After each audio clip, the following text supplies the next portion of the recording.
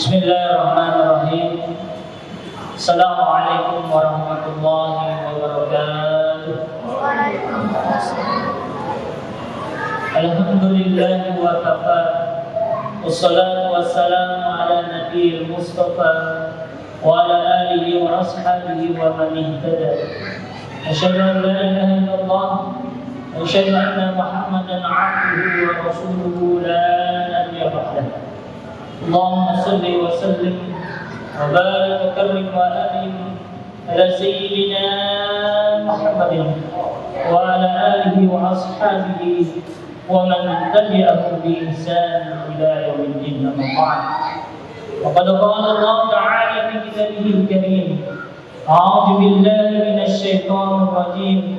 Bismillahirrahmanirrahim.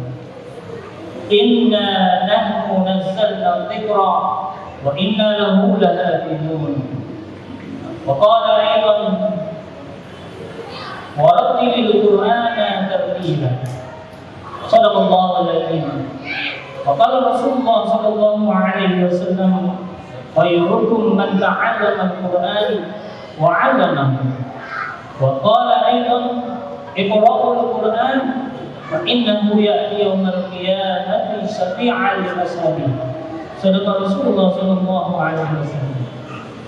Dan sama-sama kita hormati Komandan Veteran Dasar Ahmad Syahidi.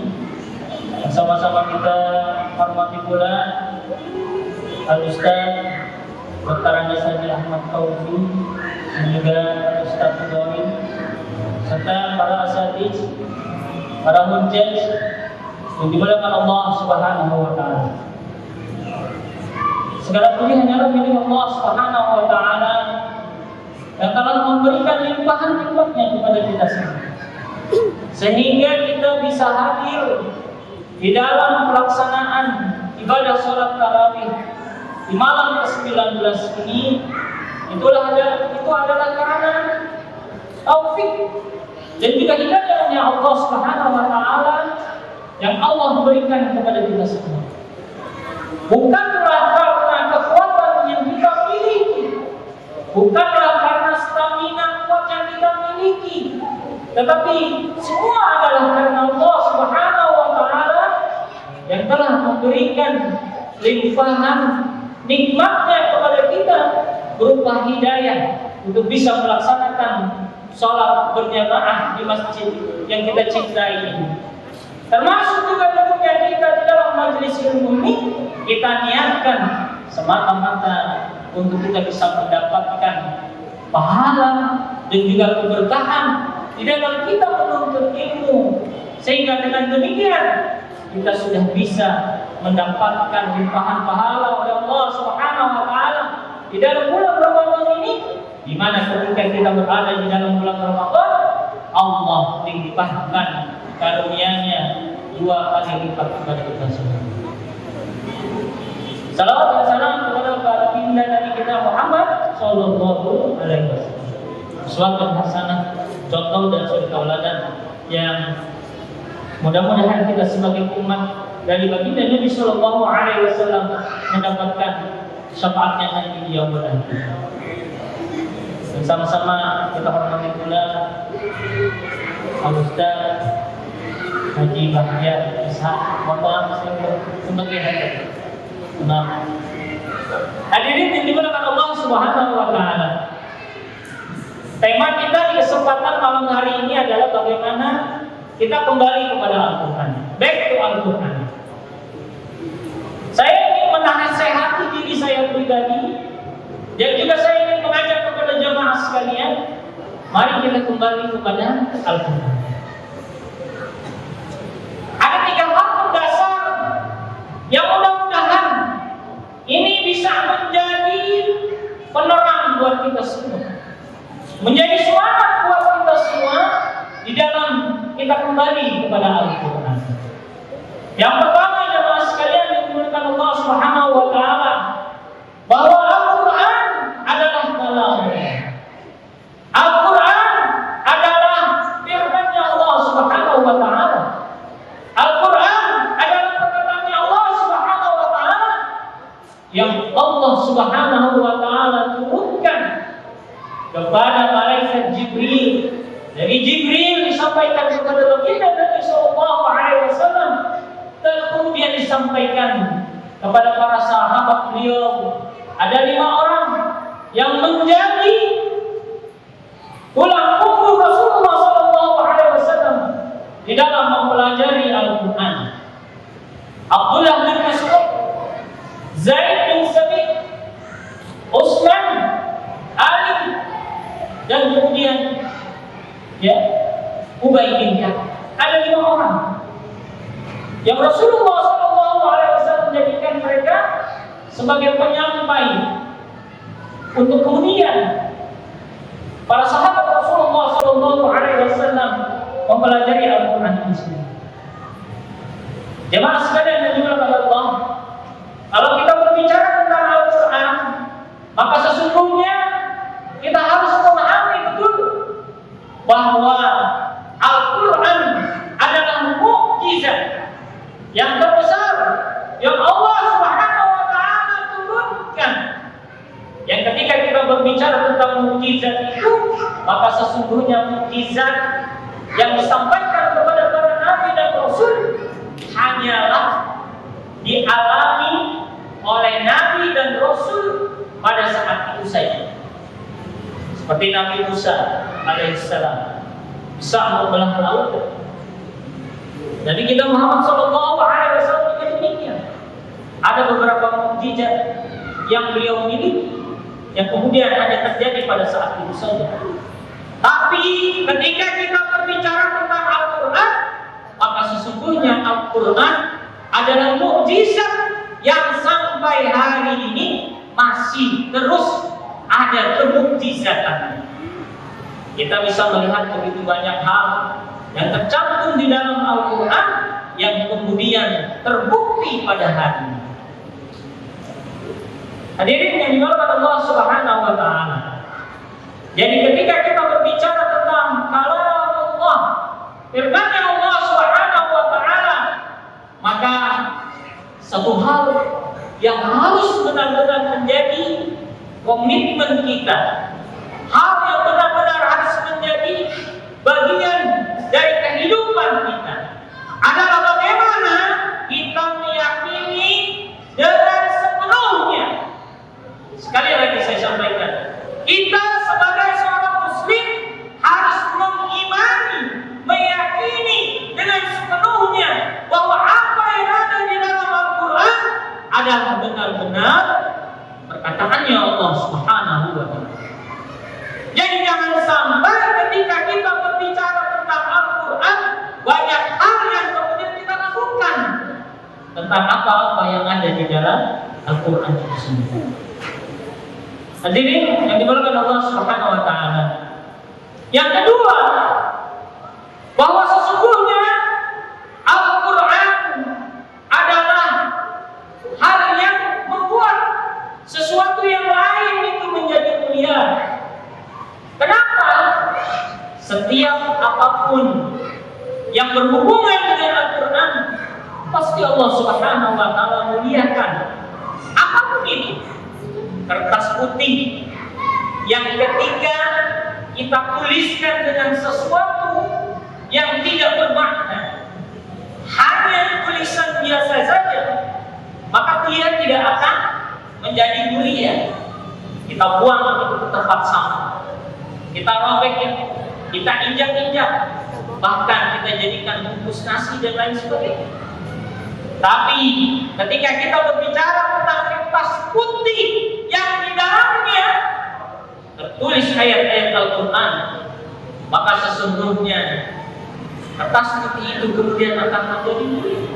Kita tempatkan pada posisi yang mulia, kita hormati, bahkan tidak ada seorang pun yang berani untuk berbuat sesuatu yang tidak kemudian dikehendaki sehingga membuat orang lain marah terhadap diri kita. Hadirin jemaah yang dimuliakan Allah Subhanahu wa taala, kertas putih saja yang tadinya hanya lembaran kosong, tidak diisi apa-apa, menjadi mulia karena adanya Al-Quran. Pertanyaan besarnya adalah sekarang, bagaimana dengan kita? Jikalau di dalam diri kita terdapat Al-Quran, yang di dalamnya kita banyak melakukan amal kebaikan, yang di dalamnya kita banyak melakukan perintah-perintah Allah Subhanahu wa Ta'ala, maka sudah barang tentu orang yang di dalam dirinya terdapat Al-Quran, maka Allah Subhanahu wa Ta'ala akan muliakan dirinya. Ya, kita jemaah sekalian, dan nikmatilah ketika kita berinteraksi bersama dengan Al-Quran, maka kita akan menjadi mulia di hadapan manusia dan juga di hadapan Allah Subhanahu wa Ta'ala. Buktikan dan yakini dengan sepenuh hati.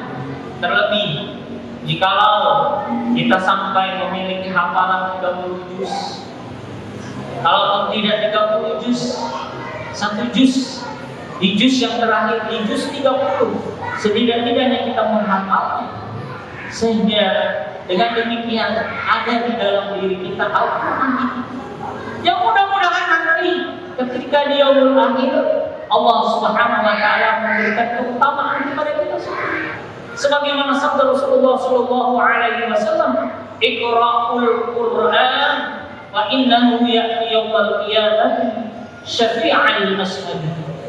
Bacalah Al-Quran, hafalkanlah Al-Quran, tadabburi Al-Quran, amalkan Al-Quran, maka sesungguhnya Al-Quran akan memberikan syafaat kepada kita nanti di yaumul akhir. Itulah kemuliaannya Al-Quran. Jangan kita tinggalkan. Umat ini menjadi mulia pada masa-masa yang lalu di Cordoba, di Baghdad, dan juga di belahan bumi Islam lainnya selama hampir ratusan tahun. Kenapa? Karena mereka dekat kepada Al-Quran, karena mereka mengamalkan dan mempelajari isi Al-Quran itu sendiri. Bahkan kita tahu imam mazhab yang empat, sebelum mereka mempelajari apapun, yang dipelajari terlebih dahulu adalah Al-Quran. Mereka hafalkan Al-Quran, mereka baca Al-Quran, sehingga setelah itu baru mereka mempelajari ilmu-ilmu yang lainnya. Imam Syafi'i, Imam Malik, Imam Hanbali, Imam Hanafi, semuanya sama. Yang menjadi dasar bagi mereka di dalam kehidupan mereka untuk menempuh pendidikan yang pertama adalah Al-Quran. Tapi alangkah sayangnya pada hari ini kita jauh untuk mendidik anak-anak kita terlebih dahulu dengan itu realitasnya, jemaah sekalian. Boro-boro mereka mau menghafalkan Al-Quran, membaca Al-Quran saja masuk bermasalah. Ini tugas kita. Terlebih bagi orang tua yang punya anak, punya cucu, ajarilah mereka dengan Al-Quran, karena setiap huruf, kata Nabi, la aqulu alif lam harfun walakin alifun harfun wa lamun harfun wa mimun harfun, dan setiap huruf itu Allah Subhanahu wa Ta'ala lipat gandakan 10 kebaikan. Coba jamaah sekalian, kalau kita ngajari anak cucu kita huruf hijaiyah sampai mereka benar-benar bisa bahkan terus membaca Al-Quran, berapa banyak limpahan pahala jariah yang insya Allah bisa kita dapat. Kita ajarkan mereka basmalah, kita ajarkan mereka Al-Fatihah, dan seterusnya, sebelum kemudian mereka diajarkan oleh guru-guru yang ahli di dalam Al-Quran. Yang ketiga, yang terakhir jemaah sekalian yang dimuliakan Allah Subhanahu wa Ta'ala, adalah bahwa kita punya kewajiban. Jadi yang ketiga, kita punya kewajiban untuk mempelajari Al-Quran, mentadabburi Al-Quran, dan mengamalkan Al-Quran, serta menghafalkan Al-Quran di dalam aktivitas kehidupan kita saat ini. Kita punya kewajiban itu jemaah. Ketika kita membaca Al-Quran, Maka Allah Subhanahu wa taala berfirman, "Wa rattilil Qur'ana tartila." Dan bacalah Al-Qur'an dengan tartil. Apa kata Sayyidina Ali radhiyallahu anhu? Dia mengatakan, "At-tartilu tajwidul huruf wa ma'rifatul huruf." Artinya adalah bahwa yang namanya tartil sebagaimana yang Allah Subhanahu wa taala terangkan di dalam firman-Nya adalah bahwa ketika kita membaca Al-Qur'an maka perhatikan huruf-huruf yang keluar dari bacaan Al-Qur'an kita. Lalu kemudian kita harus pahami setiap kali kita memulai dan membaca ayat-ayat yang panjang ataupun di mana tempat berhentinya dan di mana kita memulainya. Itulah yang kita kenal dengan istilah waqaf ibtidah. Di mana kita memulai dan di mana kemudian kita berhenti. Dan semua itu harus kita jamaah sekalian. Sebagaimana kalau misalkan kita ambil contoh di dalam surat Al-Baqarah, A'udzubillahi minasyaitonir rajim. Mathaluhum kamathalil ladzi istawqada naran falamma. Kalau di dalam mushaf yang biasa kita temui itu ada tanda waqaf majlis. Boleh berhenti atau boleh kita lanjutkan. Tapi kalau kita belajar kepada seorang ahli Quran, kepada orang yang kemudian menjadikan mushaf yang menjadi standar internasional, yaitu mushaf Utsmani yang telah dibukukan oleh Khalifah Utsman bin Affan, maka kita akan lihat bahwa di sini tempat salah untuk kita berhenti. Harus dilatih. Bagaimana kita bisa mengetahui itu kalau kita tidak pernah berguru menyetorkan bacaan kita kepada orang yang ahli Al-Quran? Oleh karenanya jemaah sekalian, kita kewajiban untuk membaca Al-Quran itu dengan tartil. Jangan kita anggap remeh di dalam kita belajar Al-Quran ini jemaah sekalian. Terlebih ketika kita berusaha untuk belajar membaca Al-Quran itu dengan tartil. Rasulullah Shallallahu Alaihi Wasallam bersabda, Inna Allaha yarfa'u hadzal kitabi aqwan wa yad'u bihi ilaina wa yad'u bihi akhirin. Sesungguhnya Allah Subhanahu wa taala meninggikan orang-orang yang belajar Al-Quran ini dan menghinakan orang-orang yang menyepelekan Al-Quran. Janganlah kita menjadi umat Rasulullah SAW yang menyepelekan untuk mempelajari Al-Quran. Mari sama-sama kita ajak anak kita, diri kita sendiri bahkan. Jangan kita menganggap bahwa setelah kita bisa baca Quran, sesungguhnya kita sudah mampu untuk membaca Al-Quran itu sendiri. Tidak demikian ya. Kalau kita membaca Al-Quran, sekali lagi tadi saya sampaikan, ketika kita membacanya kepada seorang guru yang ahli Quran, mungkin bisa jadi bacaan kita banyak yang sama. Makanya disitulah kita harus tetap belajar mempelajari bacaan Al-Quran. Kita mempelajari saat ini hanya satu riwayat jemaah. Riwayat bacaannya Asyim, ya. Bacaannya Asyim, riwayatnya Hafs. Baru itu yang kita pelajari, yang memang kemudian itu masyhur pada saat ini untuk bacaan Al-Quran. Padahal masih banyak riwayat yang kemudian kita kenal dengan qiraat sama.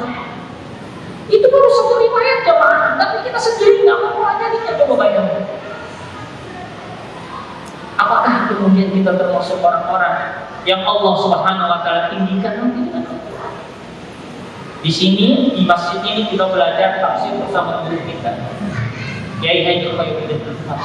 Tapi jangan lupa, kita juga harus mempelajari bacaan Al-Quran. Jangan sampai kemudian kita lupa. Kenapa? Tadi sebagaimana yang saya sampaikan, kita membaca Al-Quran itu ibadah jamaah. Ketika kita membacanya, pahalanya besar. Tapi ketika kita membacanya tidak dengan tajwid, tidak dengan tartil, maka kita menjadi orang yang berdosa. Makanya Syekh Ibnul Jazari mengatakan, ya,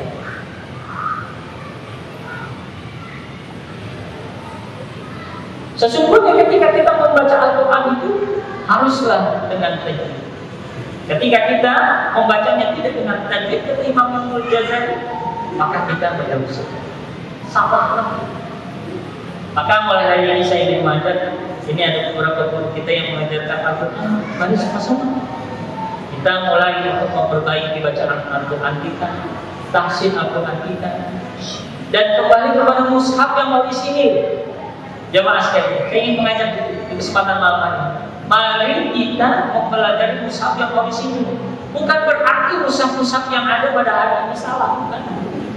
Tapi yang harus kita ketahui bersama, mushaf yang dipakai secara internasional pada hari ini, yang menjadi rujukan di dalam kita membaca Al-Quran, itu adalah mushaf yang biasa kita dapatkan. Mungkin ketika kita umroh atau ketika kita pergi haji, kita dapatin Al-Quran.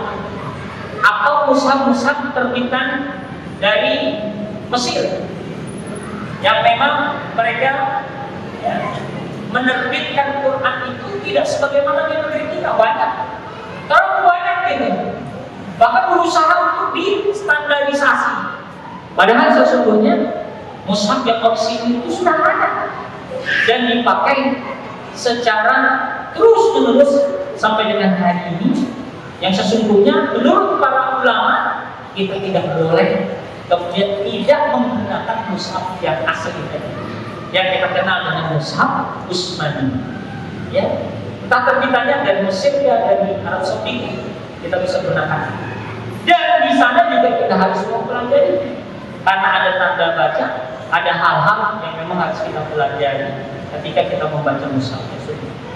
Terakhir jemaah sekalian yang dirahmati Allah Subhanahu wa taala, sebagai penutup, saya yakin apa yang saya sampaikan ini pernah didengar oleh jemaah sekalian.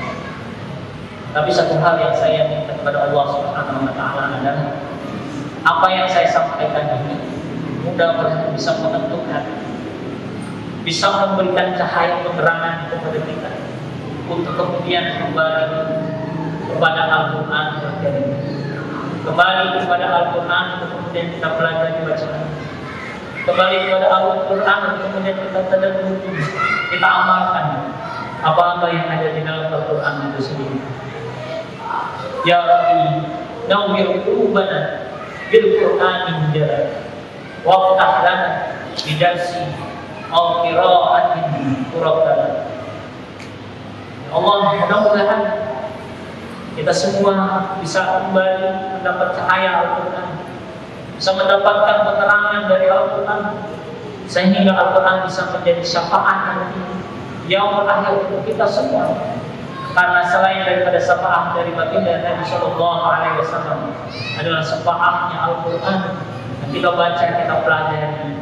Dan mudah-mudahan di bulan Ramadan yang barakah ini, yang mulia ini, Allah Subhanahu wa taala senantiasa memberikan kesehatan kepada kita untuk senantiasa membaca Al-Quran dan mentadabburinya serta menghafalkannya. Wallahu a'lam bishawab. Mudah-mudahan bisa bermanfaat buat kita semua. Jikalau ada hal-hal yang kurang, saya mohon maafkan, dan semua kebenaran itu datangnya dari Allah Subhanahu wa taala. Mudah-mudahan kita semua senantiasa diberikan keberkahan oleh Allah Subhanahu wa taala dalam bulan Ramadan ini. Allahumma arhamna bil Qur'an waj'alhu lana imaman wa nuran wa hudan wa rahmah. Alhamdulillah rabbika fala takunanna minal mumtarin. Assalamualaikum warahmatullahi wabarakatuh. Hatilu majidu azimu zaziyami rahimakumullah. الصلاة سنة الوتر ركعتين جامع رحمكم الله. الصلاة